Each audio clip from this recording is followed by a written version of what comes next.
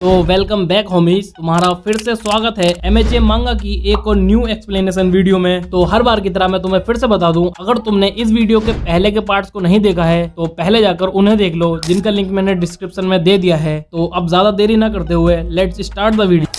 तो पिछले वीडियो के लास्ट में हमने देखा था कि एंडेवर किसी के सामने बैठा था, जिसके बाद हमें दिखाया जाता है कि वहाँ एंडेवर के साथ उसकी फैमिली भी खड़ी है एंड वो सभी डाबी से मिलने आए हुए होते हैं। और तभी डॉक्टर उन्हें बताता है कि टोया दिन में बस कुछ ही मिनट्स बात कर सकता है और साथ ही उसकी सांसें भी धीरे धीरे कम होती जा रही हैं। एंड तभी डाबी भी हल्की सी आंखें खोलता है और बोलता है कि तुम लोग तो मुझे यहाँ पर ऐसे देखने आए हो कि जैसे कोई मैं टूरिस्ट स्पॉट हूँ। तो एंडेवर कहता है कि मैं यहाँ तुम्हें ये बताने आया हूँ कि मैं अपनी हीरो वाली जॉब से रिटायर हो रहा हूँ, क्योंकि अब मैं खुद से चल तक नहीं सकता। और हाँ, तुम्हारी फ्लेम्स मेरी फ्लेम्स के मुकाबले कई ज्यादा स्ट्रॉन्ग हैं। तो ये सुनकर डाबी बोलता है, ओ सच में? लेकिन अब क्या फायदा ये सब बोलने का जब अब सब कुछ खत्म हो चुका है। तो एंडेवर कहता है, तुम सही हो, तुम हमेशा से मुझे देखते आ रहे हो और इसी वजह से तुम सब कुछ जानते हो। एंड इसी के साथ वो उससे ये कहकर वहाँ से जाने लगता है कि वो उसे रोज देखने आएगा। तो ये सुनकर डाबी की हार्ट बीट तेज होने लगती है, जिस वजह से डॉक्टर उन सभी को जल्दी से वहाँ से जाने के लिए बोलता है। बट उससे पहले डाबी की मॉम, उसका ब्रदर और उसकी सिस्टर उससे माफी मांगते हैं एंड बोलते हैं कि वो जितना चाहे उनसे उतनी नफरत कर सकता है। लेकिन तभी डॉक्टर भी वहाँ आकर उनसे बोलता है कि आज के लिए बस इतना ही, अब आप सभी इससे कल आकर मिलना। बट जाने से पहले सोटो डाबी से एक आखिरी सवाल पूछने के लिए बोलता है कि उसका फेवरेट फूड क्या है। लेकिन डाबी की तरफ से कोई आंसर ना आने की वजह से वो सभी वहाँ से जाने लगते हैं। लेकिन तभी डाबी बोलता है, सोबा। ये सुनकर टोदोरुकी भी बोलता है कि उसे भी सोबा खाना बहुत पसंद है। एंड हम देखते हैं कि चेम्बर के अंदर डाबी सोटो का नाम लेते हुए रो रहा होता है। जिसके बाद हमें हॉस्पिटल के बाहर का सीन दिखाया जाता है, जहाँ नात्सु उन सभी से बोल रहा होता है कि वो अब से उन सभी से कभी नहीं मिलेगा, क्योंकि वो अपनी गर्लफ्रेंड के साथ एक न्यू लाइफ स्टार्ट करने जा रहा है। साथ ही वो अपनी गर्लफ्रेंड को उनसे हमेशा दूर रखेगा और उसे उनसे कभी नहीं मिलने देगा। इस पर एंडेवर कहता है, कोई बात नहीं, मैं फिर भी हमेशा तुमसे माफी मांगता रहूंगा। जिसके बाद फुयूमी भी बोलती है कि वो भी अब से दूसरी जगह पर जॉब करने जाया करेगी, क्योंकि पहली वाली जगह वॉर के दौरान डिस्ट्रॉय हो चुकी है। ये सब सुनकर एंडेवर उन सभी से कहता है कि मैंने जो भी तुम लोगों के साथ किया, मैं उस चीज की माफी तुम लोगों से जिंदगी भर मांगता रहूंगा और शायद आज मैं इसी वजह से जिंदा भी हूँ। जिसके बाद शोटो भी वहाँ से जाते जाते ये बोलता है कि आप लोगों को मेरी चिंता करने की बिल्कुल भी जरूरत नहीं है, क्योंकि मेरे साथ पूरी क्लास ए है एंड अब मैं उस रास्ते पर जा रहा हूँ जो मुझे बनना है। फिर हमें अगले सीन में हॉक्स को दिखाया जाता है, जो लेडी नगाट से वहाँ से जाने के लिए बोल रहा होता है। बट वो ये कहते हुए वहाँ से जाने के लिए मना कर देती है कि उसे अब बाहर की दुनिया से बहुत ज्यादा डर लगता है। तो हॉक्स कहता है, फिर ठीक है, वैसे मुझे भी तुम्हारी बहुत से कामों में मदद चाहिए। इसी के साथ लेडी नगाट ये भी बोलती है कि अब हमें ये देखना होगा कि इजुको के इतना कुछ करने पर अब सोसाइटी कैसे रिएक्ट करेगी। एंड इसी के साथ हम देखते हैं पुलिस ने जेंटल क्रिमिनल और लाब्राप को छोड़ दिया है, क्योंकि वॉर के दौरान उन्होंने हीरोज की बहुत ज्यादा मदद की थी। एंड फिर हमें नेक्स्ट पैनल में दिखाया जाता है कि पूरी दुनिया टोमुरा शिगाराकी के ही बारे में बात कर रही होती है कि वो कितना ज्यादा खतरनाक विलन था। तभी सीन चेंज होता है और हमें डेकू को दिखाया जाता है, जो स्पिनर से मिलने के लिए आया होता है। जिस पर डॉक्टर्स डेकू को बताते हैं कि ऑल फॉर वन की क्वर्क की वजह से स्पिनर ऑलमोस्ट एक नोमो ही बन चुका था, लेकिन उन लोगों की नोमोस पर रिसर्च की बदौलत वो लोग स्पिनर को नॉर्मल करने में सक्सेसफुल रहे। एंड तभी स्पिनर कहता है कि तुम आखिर यहाँ क्या करने आए हो। तो ये सुनकर डेकू उससे बोलता है कि वो उसे यहाँ शिगाराकी के लास्ट वर्ड बताने आया है। लेकिन स्पिनर गुस्से में बोलता है कि क्या तुम यहाँ शिगाराकी का मजाक बनाने आए हो। तो डेकू कहता है, ऐसा नहीं है, बल्कि शिगाराकी ने मुझे तुमसे ये कहने के लिए बोला है कि वो आखिरी दम तक सब कुछ खत्म करने के लिए लड़ता रहा। जिस पर स्पिनर उससे पूछता है कि शिगाराकी ने बाकी मेंबर्स के लिए कुछ नहीं कहा, जिस पर डेकू उसे मना कर देता है। जिसके बाद स्पिनर फिर बोलता है, एक शिगाराकी ही था जो मेरी आखिरी उम्मीद था, क्योंकि उसने मुझसे कहा था कि वो इस पूरी दुनिया को बर्बाद करके रख देगा। एंड उसने ऐसा डेका सिटी में किया भी था। इसके साथ जब लोगों ने मुझे मेरी शक्ल को देखकर मुझे अपनाने से मना कर दिया था, तब शिगाराकी ही था जिसने मुझे अपनाया, मेरा हाथ थामा और ये बोलते हुए स्पिनर ट्रांसफॉर्म हो जाता है और डेकू को अपने पंजे में जकड़ लेता है एंड ये बोलते हुए रोने लगता है कि तोमुरा शिगाराकी मेरा हीरो था और वही था जो मेरा सबसे पहला दोस्त बना था। एंड ये बोलते हुए वो फिर से नॉर्मल हो जाता है। इसके बाद मिडोरिया उससे एक बात बोलता है कि शिगाराकी ने उससे ये भी बोला था कि एक विलन को भी एक हीरो की जरूरत पड़ती है। ये सुनकर स्पिनर काफी जोर जोर से रोने लगता है और खुद को कोसते हुए बोलता है कि मैं उसे ये सब करने से पहले रोक लेता तो शायद वो आज जिंदा होता। ये सुनकर डेकू वहाँ से जाने लगता है, लेकिन पीछे से स्पिनर उससे एक आखिरी बात बोलता है कि तुम और बाकी सभी शिगाराकी और लीग ऑफ विलन टीम के बारे में बहुत जल्द ही भूल जाओगे, लेकिन मैं हम सभी पर एक बुक लिखूंगा। जिस पर डेकू बोलता है ऐसा नहीं है, मैं उसे कभी नहीं भूलूंगा।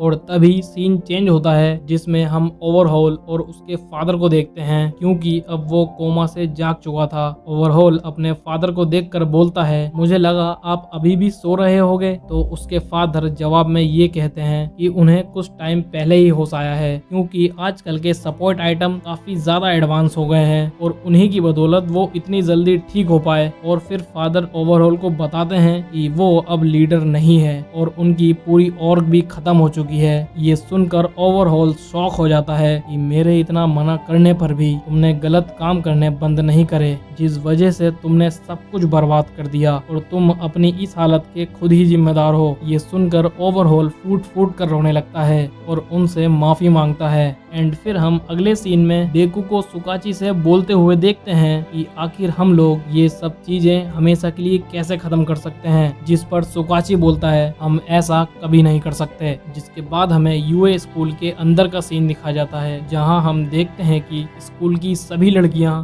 शोटो और बाकुगो पर फिदा हो चुकी हैं। वॉर में इतना अच्छा प्रदर्शन दिखाने के बाद ऐसा तो होना ही था, और ये सब चीजें होते देख ये लप्पू और बाकी लड़के काफी ज्यादा जल रहे होते हैं। लेकिन तभी वहाँ एक फर्स्ट ईयर का स्टूडेंट आता है जो वहाँ आकर डेकू से बोलता है कि उसने उसे फाइट में लड़ते हुए देखा, जिससे वो बहुत ज्यादा इंस्पायर हुआ है। ये सुनकर डेकू काफी ज्यादा खुश हो जाता है। जिसके बाद हम देखते हैं कि मिडोरिया की पूरी क्लास बाकी हीरोज की सिटी को ठीक करने में मदद कर रही होती है। एंड फिर दूसरे ही पैनल में हमें रात का सीन दिखाया जाता है, जहां हमें पता चलता है कि अब सारे हीरोज कभी भी अपने घर जा और वहां से वापस आ सकते हैं। देन इसके बाद फ्रोपी उन सभी को बताती है कि उराराका कुछ टाइम के लिए अपने घर चली गई है। ये सुनकर बाकी सभी और डेकू काफी ज्यादा चिंतित हो जाते हैं। जिसके बाद फिर हमें दूसरे पैनल में उराराका को ही दिखाया जाता है, जो बहुत ज्यादा सैड होती है, क्योंकि पूरी दुनिया टोगा को एक विलन ही मान रही होती है। बट जैसा हमने एनिमे में देखा, वॉर के दौरान टोगा ने खुद को सेक्रीफाइस करके उराराका की जान बचाई थी और वो सुधर भी गई थी, जिस वजह से लोगों को उसके खिलाफ बोलता देख उराराका को बहुत ज्यादा दुख हो रहा था और इसीलिए वो रोने लगती है। एंड तभी वहाँ डेकू भी आ जाता है, लेकिन उराराका उसे देखकर उसे ये कहकर वहाँ से जाने के लिए बोलती है कि वो अभी किसी से बात नहीं करना चाहती है, इसीलिए मैं अपने घर भी जा रही हूँ। बट डेकू उससे माफी मांगता है कि मैं तुम्हें ऐसी हालत में अकेला नहीं छोड़ सकता, क्योंकि तुमने भी मेरा हमेशा साथ दिया है, जिस वजह से मैं तुम्हें अपना हीरो मानता हूँ। ये सुनकर उराराका भी बहुत तेज तेज रोने लगती है और फिर वो सारी बातें बताती है जो उसकी वॉर में टोगा के साथ हुई थी। ये सुनकर डेकू उससे बोलता है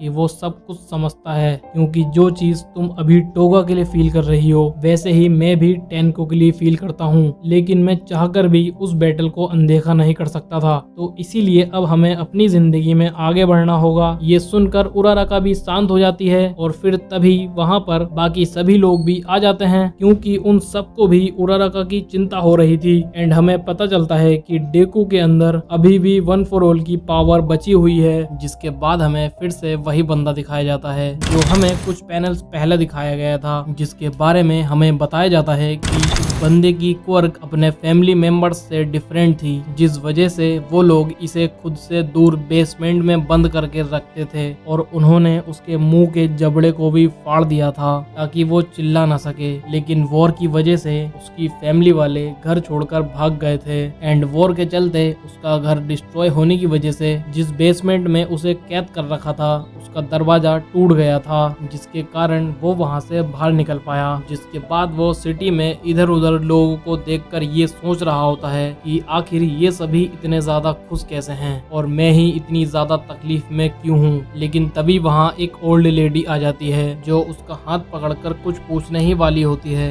लेकिन इससे पहले ही वो दादी उस लड़के का फेस देखकर डर जाती है। बट उसे देखकर उन्हें याद आता है कि इससे पहले भी वो एक और ऐसे ही बच्चे से मिली थी और उस बच्चे का नाम था शिगाराकी। एंड अगर तुम्हें याद हो तो हमें इस दादी को एनिमे में भी दिखाया गया था जो शिगाराकी को देखकर डर गई थी। जिसके बाद वो दादी सोचती है कि जब मैंने उस टाइम उसकी मदद नहीं की थी तब वो बुरे रास्ते पर चला गया था और समय के साथ वो क्या बन गया था। बट इस बार वो फिर से उस गलती को न दोहराते हुए उस बच्चे की मदद करती हैं और उसका हाथ पकड़कर उससे कहती है कि अब चिंता करने की कोई जरूरत नहीं है क्योंकि ग्रैनी तुम्हारी हेल्प करने आ चुकी है। जिसके बाद हमें दिखाया जाता है कि 8 साल बीत चुके हैं और सभी लोग बड़े हो चुके हैं और मिडोरिया भी एक टीचर बन चुका है। जिसके बाद हमें कुछ स्टूडेंट्स को दिखाया जाता है और हमें ये बताया जाता है कि उन सभी के एंट्रेंस एग्जाम स्टार्ट होने वाले हैं, जिस वजह से उन सभी को जल्द से जल्द अपने करियर फॉर्म को सबमिट करना होगा। ये सुनकर एक स्टूडेंट बोलता है कि वो यूए में जाकर हीरो कोर्स को ज्वाइन करेगा